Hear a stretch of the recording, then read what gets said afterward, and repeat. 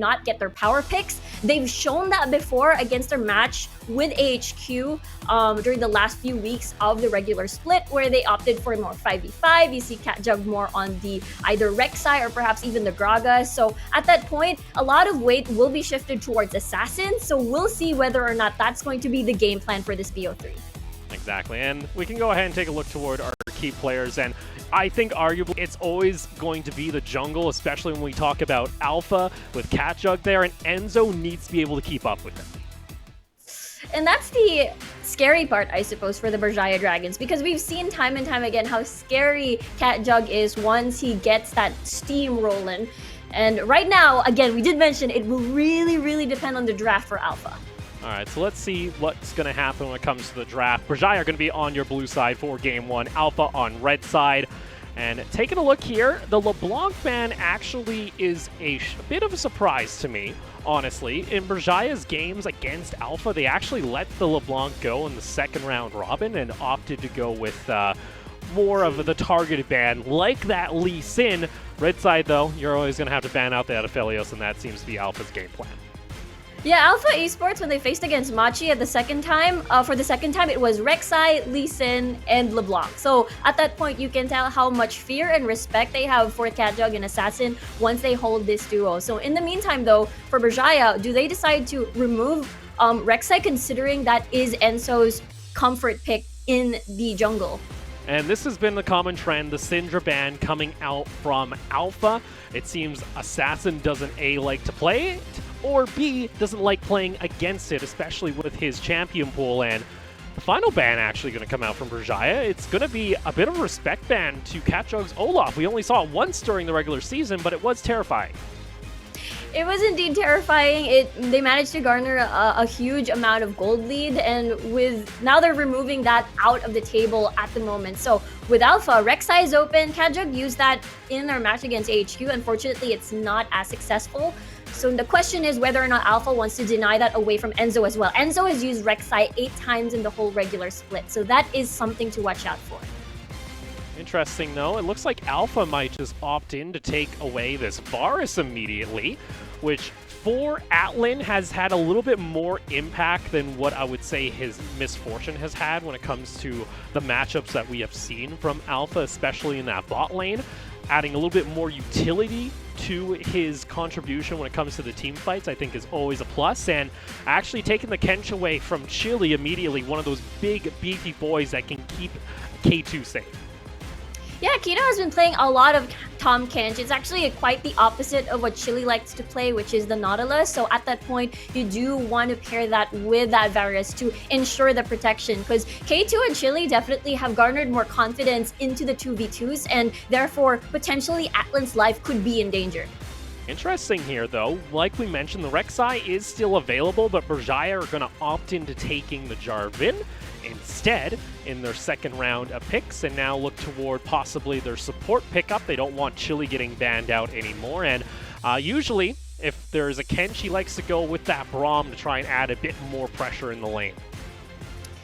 Quite an interesting choice for both of these teams, actually. It's quite I wouldn't say the complete opposite, but it's definitely a different style. And for CatJug to actually get this Elise, we'll have to see whether or not this is going to be a true lock-in. And again, Elise has been let off. We did mention, if CatJug goes for more of a utility, the shift of pressure goes towards Assassin into the later game. Well, they do have that red side, so they do have the option to go for the counter pick, and with the Sejuani, that might be the case here, is he's not going to be, you know, flying all over the map like Elise in or Elise would, instead opting to be that frontline heavy engage for the team to say go. And we did mention on how we kind of fear for Alpha whenever they step back a little bit into this sort of conventional play style that we've seen so far. It has been working slightly. It has improved throughout the whole regular season, but what we've seen so far is, again, the success of Alpha Esports with CatJug taking off with a lot of kills earlier on. And meanwhile, for Alpha, they're banning out Misfortune this time around. All right, so like we mentioned, the Misfortune has been a bit of a priority pick when it comes to the overall PCS. This time around, though, it is banned out by Alpha, and that does mean that K2 can always just fall back onto his Ezreal, but then this is really setting up the tone for Berjaya that this is going 40 minutes, past that 35-minute mark where they just try and, you know, out-team fight their opponents or try and outscale. That might be the solution here, as it's going to be also a Rumble ban coming out from Alpha. This actually works really, really well, considering we've seen Berjaya Dragons have an equal amount of gold, manage to catch up against either Talon, AHQ, and Machi, but always fall short during the team fights. So Alpha Esports is definitely striking where Berjaya Dragons is sort of not the best at the moment. So with that said, we've got Rock once again on this Aatrox. Yeah, Rox is a Aatrox. He loves it. I believe this is going to be his 10th game played on it overall when it comes to Spring, which I think you can understand that he's comfortable in the champion, but one thing I've always found with Rock is this Aatrox is usually hit or miss. I don't see it dominate the lane unless their opponent ends up making a mistake where they try and go for a 1v2 dive and end up failing. That, though, for Berjaya, that's not the question. It's just going to be the quick and easy Ezreal lock-in. Yeah, this is going to be K2's, I believe, 9th time on the champion in the whole PCS. For Berjaya Dragons, of course, that's not going to be a Tryndamere, but this is more likely, though, with this Rise. All right, so we're going to have a Rise getting locked in, and from now on, I believe this is, again, one of his unique picks. I don't think we have seen the Rise come the regular season from now on. That's the thing when it comes to the champ pool of the side of Berjaya, is it is almost limitless. There's never been more than one game played. I believe it was for Mawon, this split on a certain champion. This, though, would be spicy, and it looks like it's going to get locked in. We're going to get the Akali coming out for Alpha. That's true. I mean, we did have a few changes on 10.7, and with Akali, her ult, I believe, has her cooldown decreased. We'll have to see whether or not that's going to pan out. This is going to be our first ever Akali in the whole entire season, and I'm excited to see this coming from Assassin. And it's a bit of a change-up, especially on Assassin. This is pretty much you have to win your lane and then get Roman, which is completely the opposite playstyle we usually see from him. He rather goes onto the Kassadin, just farm out in a side lane, then hit that level 16. This time around, though, he's going to have to be proactive, and I think with Catjug being on a heavy engager like the Sejuani, that looks to be the plan. And it seems that's going to be a lot of pressure. We'll have to see whether or not that's going to be an Ignite teleport, because last minute when the screen changed, I saw that. But we'll have to see once we enter the Rift later. We'll see now as we load on into Game 1 of our playoffs. Of course, it is a double elimination, so if a team does fall in these series today, they have another opportunity to climb back up the bracket and make it into our grand finals. But it all starts here, looking to crown our first champion of the PCS as we load on into the Rift. Again, I did mention how I really am always excited when I see Alpha on that schedule, as again, they did not disappoint, bringing the first ever Akali in towards the PCS. Gonna get some new spice here, it seems, from Alpha, as they, when you look on paper, arguably, they have a losing streak against Berjaya, 0-2 when it comes to their bouts during the regular season. But I think this team has made strides, especially in the second round robin. It's whether or not, though, they can keep their composure, because especially out of Catjug, his performance in the second half of the regular season was insane. The fact that the team lost some of those games, too, which is, again, they lost that infamous 12,000 gold lead that they had during the regular season. They are able to get their leads early. It's just whether or not they can keep that mental composure and finish out these games. And for Alpha Esports now, with their composition, it is kind of telling the complete opposite now. Not going to be a lot of the usual level 3 aggression ganks that we're going to be seeing from Alpha. So again, Assassin has to make this Akali work, or else, you know, we've got Atlan still at the bot side of the map. Yeah, because we're also seeing now, again, the rise of the support AD carries, as K2 is going to be running the support on the Ezreal. We've been seeing that pop up quite a bit over in regions like Japan. It's starting to seep its way into the PCS, mainly on 10.7. You may also be wondering, you know, Wukong was such a high priority pick when it came to our final week of the PCS. He has been disabled due to a bug on 10.7, so we won't be seeing any Wukong during the playoffs. We only got a small little tidbit as top lane here. Rock is going to get a okay trade there against Ozzy. Again, Rock is very mechanically skilled when it comes to this Aatrox, and he's definitely in his comfort pick, so I believe Ozzy, that's his second favorite pick, I believe, aside from the Mordekaiser. Oh boy, look at this. It's already trying to set up for a possible dive here on Rock as Ozzy, level 2, Haymaker. Going to force Rock down to about 100 health. Enzo is nearby, and this has been the consistent game plan when it comes to teams playing against Alpha. Try and lock down Rock early. Whether or not he's going to be able to survive this is the question. Gets the first knock up there. Who's going to actually take the aggro? It's going to go to Ozzy, and he gets the first blood over to Enzo. Nicely done by Ozzy. Beautiful timing on the flash as well. And with that, that's going to be early first blood for the Dragons. And for Alpha, this could be taken advantage of. Berjaya Dragons can rinse and repeat, especially pre-level 6. So this is pretty scary considering it was a level 2 gank. And this is something we've seen come out of teams very often against Alpha. Try and get Rock down early because he likes playing these heavy bruisers up in the top lane that likes to go for the 1v1s. And for him, at least he got to keep his flash there, but not the start you're looking for. It's definitely going to be a pain for Alpha. But on the other hand, though, it's one of those things where, okay, Berjaya might focus on top side, but this actually relieves pressure for Assassin. But at the same time, Catjug, though, is going to be taking the Raptors at the enemy jungle and has been the usual path, especially when you see the enemy jungler somewhere else.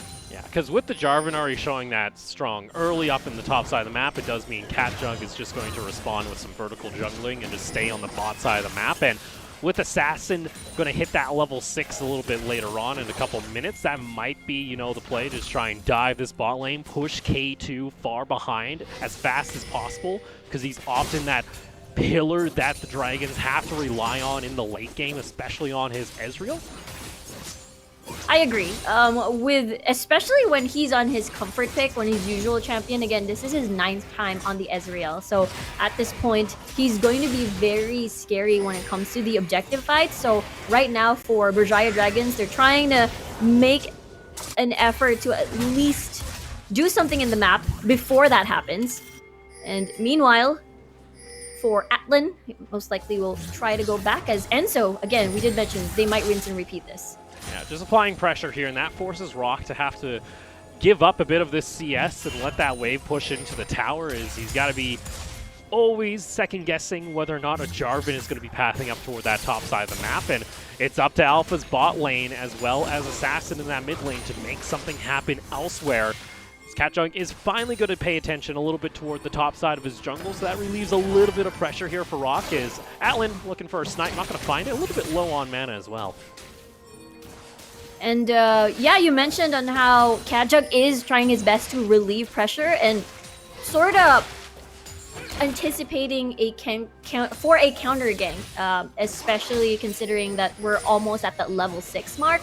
And Ozzy has been doing his best trying to deny experience from earlier. So with that, it's going to be a reset for bot lane, though. Reset going to come in. They're on top of a ward, though, so it's going to be a late back. And oh, no, Atlan's left alone, and that's not what you wanted to do. The stun is going to be there. Mystic Shot going to connect in. Beautiful timing coming out from the Dragons. Nets themselves a kill in bot lane. And we did mention on how K2 and Chili has been very confident, and we've seen that already as Atlan even using a flash and a heal and not able to save his own life. That is a huge payoff for the Dragons. And this is not the start you're looking for here, because you wanted to try and get this game rolling early on the side of Alpha. Now you're going to lose out also on the Infernal Drake. The one benefit is, even though it's a 2-kill advantage in favor of the Dragons, the gold is still under 1,000 overall. So it's not the end of the world. It's not snowballing out of control. And I think Alpha, now that they've started to hit level 6, say on Assassin and soon Catjug, this is when we're going to see them try and retaliate. And that's exactly what we're talking about. At least for Assassin, he has a sort of smooth sailing lane, and he only has to worry about Mao1 in this matchup. And especially, you see Assassin now on level 6. He has been getting a little bit of priority here and there. With Cat Jug, might make that first gank. Cat Jug around the corner. He's still only level 5, though, so especially with a Rise that has a little bit of vision from the minions, not able to get that Arctic Assault off in time. It looks like Alpha just want to go ahead and clear out some vision, maybe try and get some priority toward the top side of the map so they can go for this possible Rift Herald, as Rock is maybe waiting on Cat Jug as well. Yeah, that was actually a very unfortunate timing with Atlan falling and getting that dragon with no contest whatsoever. In time of, the Rift Herald wasn't there at that point, with Cat Jug already level 6, so this is scary for Ozzy. He has about to have his flash. Enzo's going to be coming up as well. No flash available. Has that Haymaker, but he ends up getting stunned before he can even cast it. And that's going to be the kill going on over to Rock, and Cat Jug finally makes his first appearance in Game 1. Nicely done coming from Cat Jug and Alpha here with that nice... It was a beautiful dive, actually, and with that setup coming from Rock, he managed to chunk Ozzy, and the flash wasn't even on, so the stun lock wasn't able to be dodged. And you saw there was some really good timing, got him right before he ended up using the Haymaker. It might have still been on cooldown because he did use it in the lane. He ended up trying to use the Facebreaker first to try and keep Rock underneath the tower for the retaliation kill at least, but didn't work in his favor, and that's going to be the first kill for Alpha. Enzo, though, immediately over toward the Rift Herald. And he is actually lacking 1 level to his level 6, but at the same time, there is no vision for Alpha except that Scottler, and they already used their resources at that point, so I suppose it's one of those things where they can't exactly contest at the moment. So there you go, Rift Herald will go in favor of Berjaya. Fun enough, both of these teams are usually 50% when it comes to the Rift Herald. Assassin able to get himself to safety, love that Shroud, and he'll be fine right there as Rift Herald is still secured by Berjaya. Yeah, that's the thing. It's going to be a little bit hard to gank Assassin, especially if you're on Akali. There's so many options for you to escape danger, and at that point, it's also quite difficult for Mao1 to either complete a combo, but at the same time, you do have that root anyways, which Assassin should watch out for once the later phases of the game arrives. Well, Haymaker not going to connect there, but look at this. Enzo is nearby, and it's going to be the showstopper into the flag drag, but Rock is able to escape just a couple milliseconds there, as Berjaya were not able to sync up the abilities perfectly, and that does give him that window of opportunity to get underneath the tower. Nicely done by Berjaya, not pulling the trigger too much or too far, holding on to that Cataclysm for later, especially that they are already satisfied with that flash being burnt, therefore Enzo can just try again, considering that at that time Mao1 went home, so they did not have any idea whatsoever where Assassin was, and that was the good call. And now that we've had Assassin, you're at 10 minutes now. He's got himself his Sword Boots. He's got his Hex Tech starting up for this Akali. We'd like to see where he can maybe strike on the map. Maybe try and influence this bot lane. But you already see Alpha have put down some control wards and have kept him relatively safe. Here comes Cat Jug, though. Maybe looking for a play there onto Mao1. Over the wall they go, and they end up getting away on the side of Mao1, able to flash away from the Arctic prison and gets himself to safety. Good chunk of damage, though, as an exchange from Mao1. I was a little bit worried if ever Assassin were to be stuck under a tower coming from a Rise CC. But at the same time, for K2 at the moment, it has been very stable for Atlan and K2 at the bottom side of the map in terms of CS. I think we did expect this coming into the lane, but meanwhile, Alpha has a lot of protection over at the riverside. This puts a little bit of a dent in their plans, though, especially with Shelly getting that much damage on the tower. Luckily for Assassin, he doesn't lose it. But once that tower goes down, it really forces this Akali to just go into farm mode and have to just, soak up waves, or else Berjaya are going to easily push in for a tier 2 and really cuts down on his ability to go for any roams. Exactly, and it's just one of those things where one more skirmish, one more team fight could be the death of that tower. And with that said, you see Assassin actually canceling the back of Mao1. He wants to go back and most likely complete his item already. Yeah, Mao1 starting to sit. He's got himself that lost chapter complete. Already has that tier starting to stack up. Fortunately, K2, he wasn't able to afford his tier on the most recent back, opted to go and finish the Sheen for a little bit more lane pressure on the Mystic shot to get a little bit more damage onto Atlan. Look at this, Rock going over a ward. He'll just get himself back toward the top lane. Was maybe looking for a play mid, but some good ward coverage from Berjaya keeps Mao on safe. Yeah, for Alpha, they do want to keep the bottom lane safe, and there's a lot of priority over this side. In the meantime, though, with Berjaya Dragons, since Ozzy has been quite extended over his lane, trying to set up for more dives for Enzo, and that's the reason why there's a lot of vision covered. Meanwhile, Alpha, again, second dragon, rather, this is their first dragon. So for Berjaya, what do you take off the map?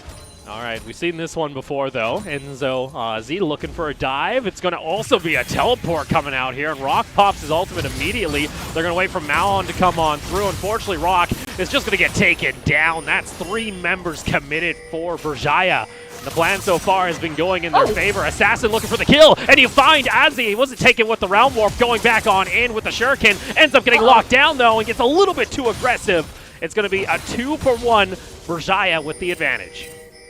I just want to point out Berjaya Dragons with that initial start on towards this gank.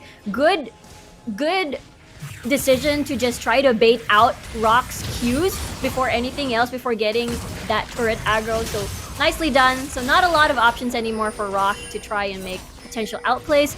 But Assassin, though, on the other hand, managed to get a nice execute, but dashes to... Again, we did mention, if you dash in, you're going to be locked down by Mawan on this rise, and it could be potentially your death. Coming back to the map here, it looks like we had a bit of a tussle as Kino ended up using his ultimate to try and make a play in mid lane, but it didn't pan out. And with that, the Dragons, 3 kills up over Alpha. Still find themselves at about 1,000 gold lead. Perfectly fine where you want to be here, though. You're still scaling up this Ezreal. You're still scaling up this Rise. Both stacking up their tiers. Perfectly, honestly, this game is going for Berjaya. Yeah, it's one of those things where once your carries go online, and at the same time, so you have 2 big chunks of damage output from the Berjaya Dragons here with Mawan on the Rise and K2 on the Ezreal. So it is quite perfect when it comes to getting that mid-game going for the Dragons when they absolutely reach those, I believe, 5v5s when they want to contest certain objectives, or maybe even 4v4s, with Rock and Azzy still pretty much intact in this lane. You saw their turret plates a little bit more in favor with Berjaya. Let's take a look here of what happened. It looks like Catjug was actually the one who got caught out. You saw the Kencheck using the ultimate. I think, did Catjug just get killed and we didn't see it? Yeah, that's what ended up happening. So Catjug trying to get a little bit aggressive, try and get some, you know, vision into the jungle. Meanwhile, Rock, oh no, he got brought underneath the tower, and this might be just a solo kill for Ozzy here. Haymaker going to come out. Rock, though, gets a decent chunk of health back. Malon, though, with a quicker rotate coming out. Assassin a little bit late to the party as Catjung forced to flash away.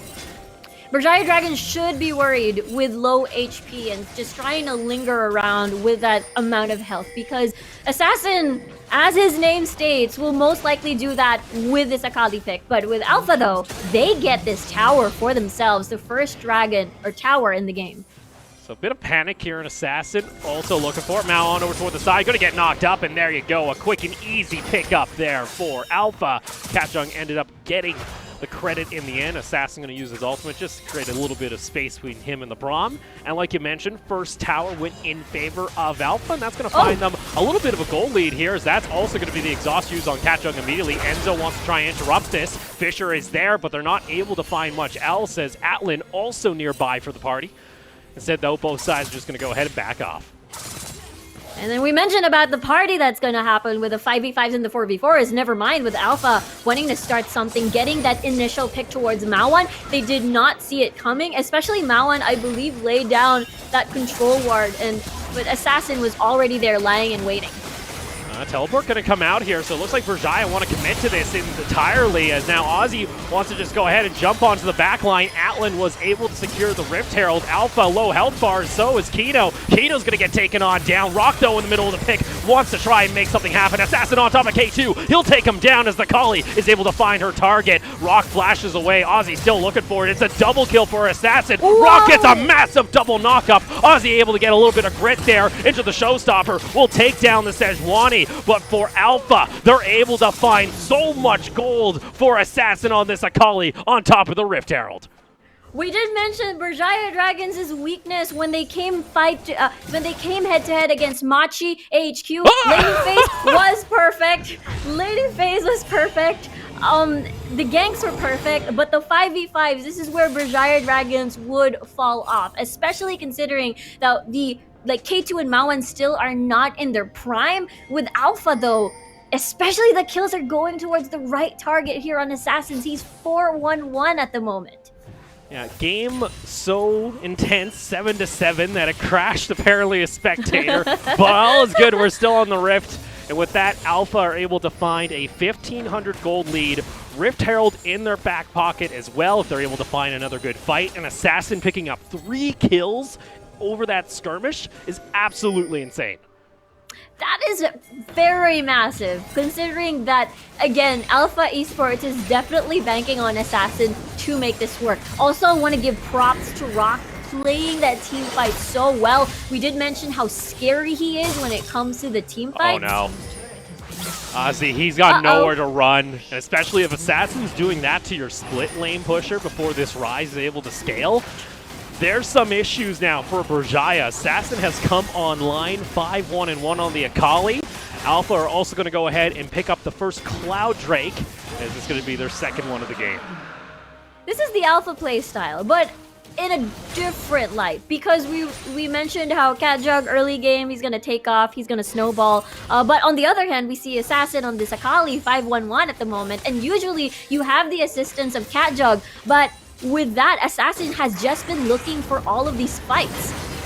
Toward the top lane we go, as that's going to be a quick realm warp to safety coming out from Malwan, as Atlan wanted to bring Kino in for a bit of a party. CatJug going to be caught out toward the side there, though. A nice ultimate will get him to safety alongside the Blast Cone as Assassin's nearby.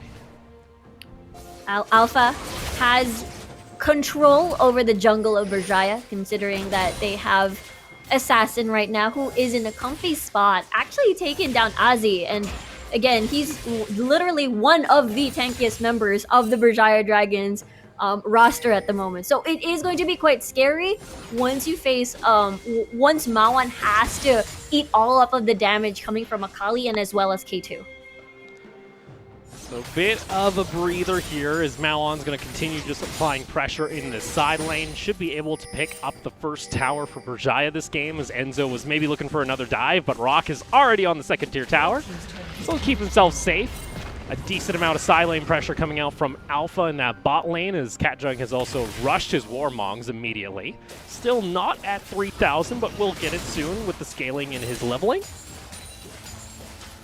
Indeed. And again, Alpha, this is the type of game that they like to play. And sometimes it ends up, the reason why we call them like a coin flip team is that they always get so advanced early, but at the same time, either they win so cleanly or they kind of lose the lead that they've managed to build up. And for Berjaya Dragons, that is something that they can look into and anticipate against this Alpha. Especially Alpha is ahead right now in terms of getting their carry ahead, which is Assassin.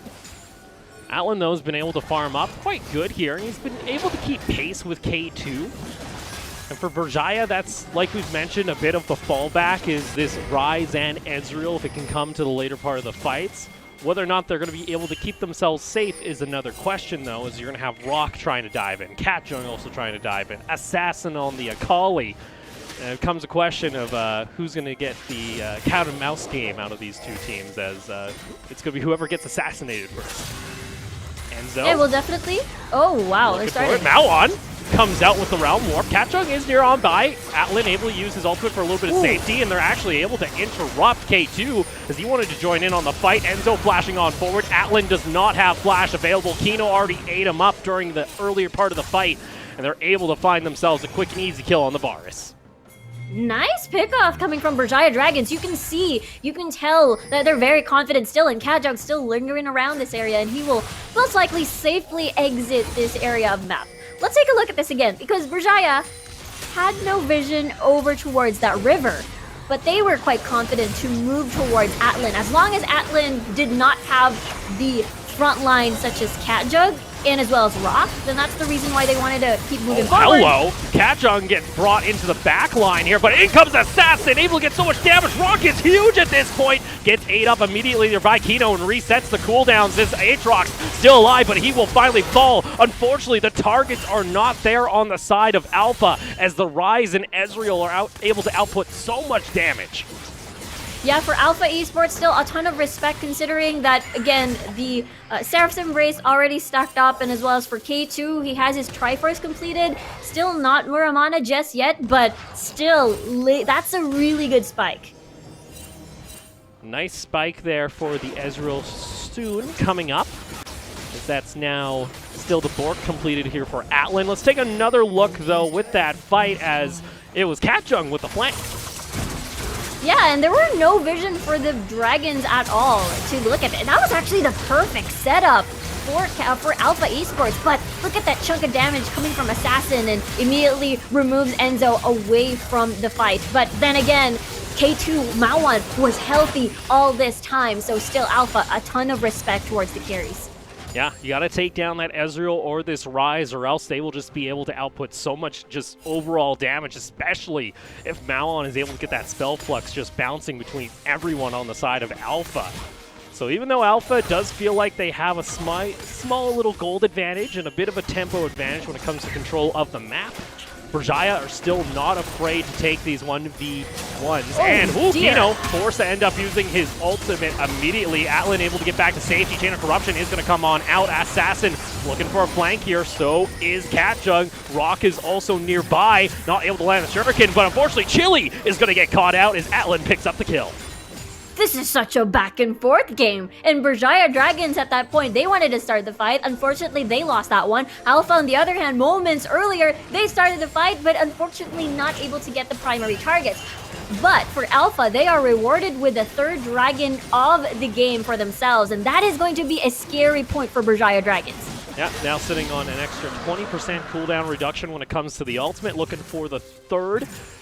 And with that, they'll also pick up Cloud Soul, which will give them a little bit extra move speed, and that might actually end up helping them, especially when you're going up against, say, Mawan, who's going to be trying to use that Rise to go, lane to lane with the Realm Warp. Let's take another look, though, at that fight and how it started. Yeah, it was Enzo and as well as Chili lingering around. It was them wanting to get a jump on Atlan again, take advantage of considering he still had Flash at the time and wasn't able to be used. But with that said, Assassin just at the corner getting zoned by Ozzy, but it wasn't needed at all. And unfortunately there, Chili, he likes getting up in your face, but unfortunately not able to retreat from the fight. He'll get taken down. That's going to give a little bit more gold to Atlan. Actually, his first kill of the game. That also lets him finish off his second item, Rage Blade. Very true. But on the other hand, Berjaya Dragons have two executioners right now, just trying to deny any of the thick healings that we're going to see coming from Assassin and Rock, and it's quite understandable considering in terms of that sustain and dive, Assassin and Rock will definitely have the upper hand and will eventually outburst K2 and Mawan when they're in their faces. And with that said, it's going to be a little bit worrisome for the Berjaya Dragons, but at the moment it's still quite even. 3,000 gold lead though coming from Alpha. Kino gonna throw down a quick ward, spots out Chili. Enzo gonna go toe-to-toe here with Katjung. Enzo might be wanting to go in onto the fight. That's gonna be the flag drag combo, ending up getting the knock up there. Kino is able to get Atlan though to the side for safety. Kino still tanking up a decent amount of damage. Haymaker comes out, ends up using his shield, but it's a little bit too late. Assassin and Rock cannot enter this fight. They're too afraid to go into the choke point. Now I'm gonna use the Round Warp, and guess what? Sure, they're able to get on top of Ozzy, but he's finding this 2v1. Assassin over the wall, not able to finish off the kill. We'll finally find it. Rock though finds himself a double on knockup, and it's a 2v3. Mawan is alongside Chili. They do take down Enzo. You got K2 also hunting, and even though Alpha are looking for these fights, it ends up costing them everything as K2 finds himself a 900 goal shutdown on the Akali and an ace for the Dragons. I just want to say, first things first, props to Ozzy for zoning out Assassin. If your carry or the highest number of killed member is not present in the entirety of the fight, then it is not going to work. And Ozzy did an amazing job zoning him out. And with that, K2 managed to rack up a lot of kills. 514 right now, Mawan 524 as well, and they also get a Baron. On top of that was a massive shutdown as Assassin ended up getting killed there by K2, so that Ezreal is just getting accelerated faster and faster as this game goes, and it all starts with the knock-up coming out from Enzo. And this is actually split into 3 different fights. They had all different target priority, but Berjaya Dragons managed to, conjive on towards this blue buff, but Assassin didn't have any sort of access. He was trying to see where he's going to enter the fight, but immediately bumped into Ozzy, and that's the time where Berjaya Dragons managed to clean up, and Assassin didn't have any sort of protection anymore. Yeah, unfortunately, without a call, you might as well just call quits there, as he was maybe trying to find a possible play on the K2. Once he missed the shuriken, though, you should just back off. And Assassin, he's going in deep, looking for this, the double root there from the Varus ultimate, and they take down K2. That's the target you're looking for, but Mawan is still alive on this rise. Rock, though, wants to get up in the middle of his face, trying to at least get him back with the kite. Coming out from Mawan is able to keep him alive. Kino ends up spitting Rock back into the battle, but he's got no health. Mawan wants to keep on going with this chase. Alan, you're too close to the Realm Warp, and Mawan is going on an absolute spree. What? It's a triple kill for the Rise. I am shocked with the developments that we're seeing so far into this game. It seems to me that replay after replay, either Berjaya and Alpha are going to be starting a fight. And it is understandable considering that you've already eliminated K2. Big difference is that you still have Mawan.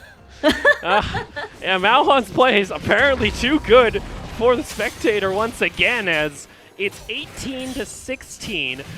And the fact that we get still at least another game of this Riku, I'm extremely excited. Again, it's a best of 3, so we could see an evolution when it comes to Alpha's playstyle. Maybe they put Catjug onto something more of a carry, trying to get up in the face and carry this team. On the Sejuani, he's not been able to find the opportunities. He's going to be able to get himself back over to safety, but the showstopper comes on down, and Catjug is going to get completely caught out. Kino has to flash to safety as he wanted to try and eat up the Sejuani. But Berjaya, they're not slowing down. Rock wants to try and kite them back at least, but still, this Ezreal presses forward. He gets a massive chunk of damage onto the Aatrox.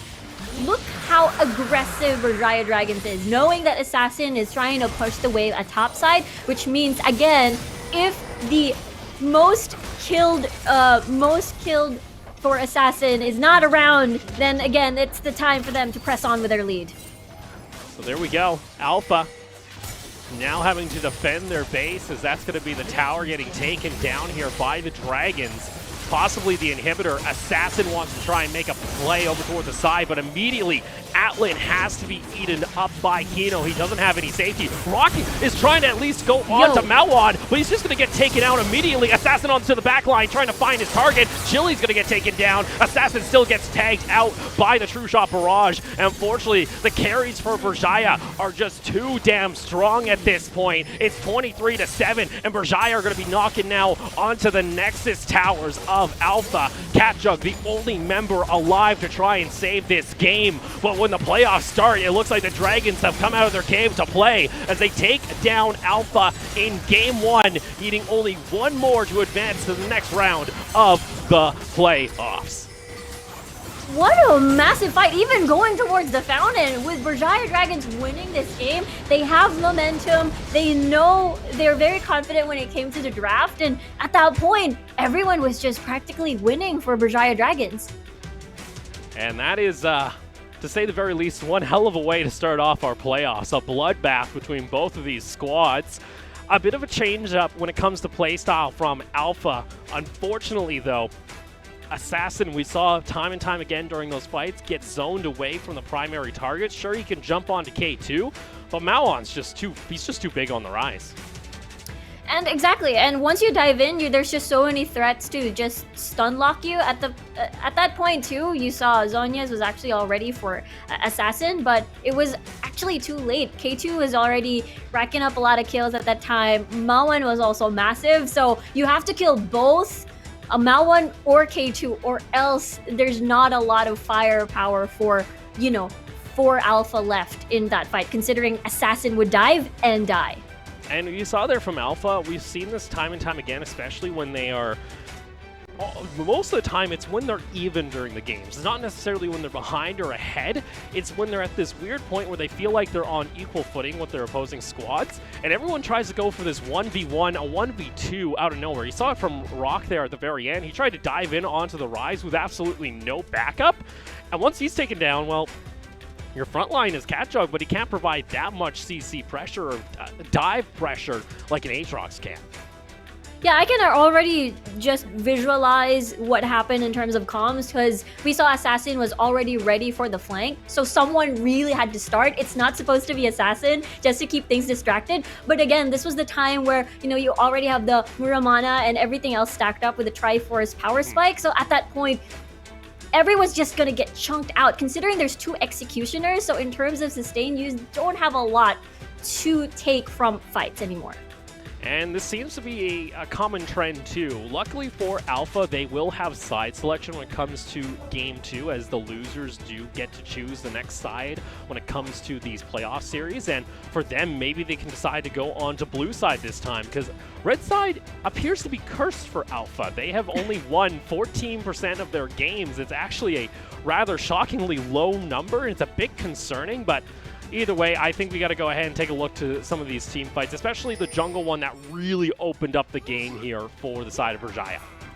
Yeah, at this point, Alpha Esports had a clear set. They had Assassin going already, so basically all of these carries, even as Azzy has been chunked very, very low. But again, if the player with the most kills and the most gold is not present in the entirety of the fight, then at that point you can expect Mawan and K2 to deal a huge chunk against Alpha. And again, props to Azzy in this fight, keeping Assassin busy.